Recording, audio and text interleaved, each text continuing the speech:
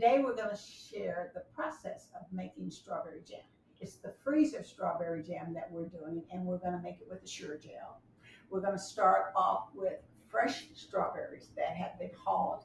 They've already been hulled, they've already been washed.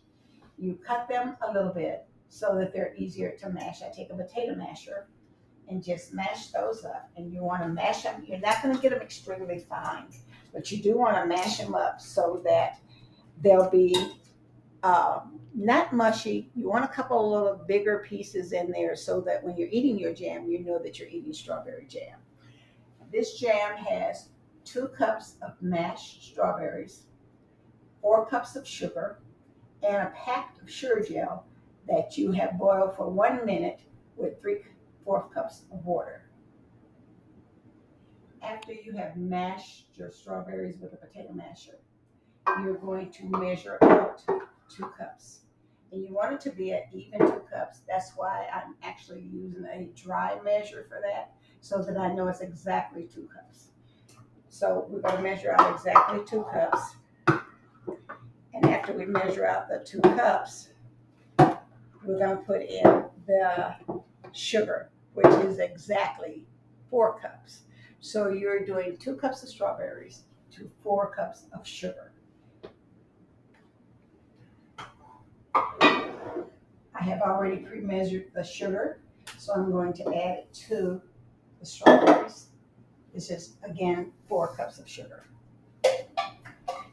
After you have boiled your Sure-Jell with the 3/4 cups of water for 1 minute, you're going to add it directly into your strawberries and stir it very well. And don't forget, this is very hot.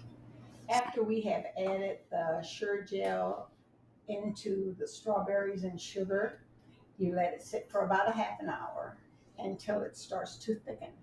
And this is thickening very nicely. This is your packet of Sure-Jell. Make sure you get the original Sure-Jell. And now when we get finished with this, we're going to stir this for a few more minutes. And we're going to put it into the jars that we have washed with soapy water. And we have boiled them, of course, in hot water so that they're sterilized. You can also put freezer jam into freezer containers. I never do that, I just use jars, but that's a Martha thing. So we're going to be putting the strawberry jam into jars. After you have filled all of the jars, make sure you leave a little head space.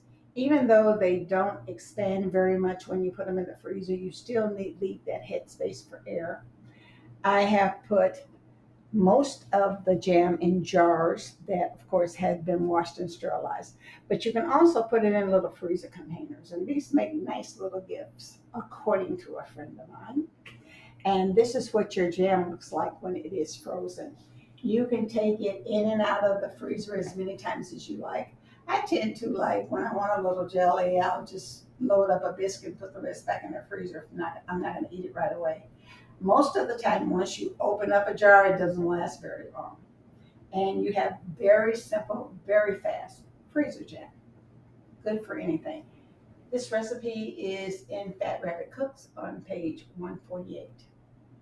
And remember, if you got one mountain, all you need to start with is 1 step.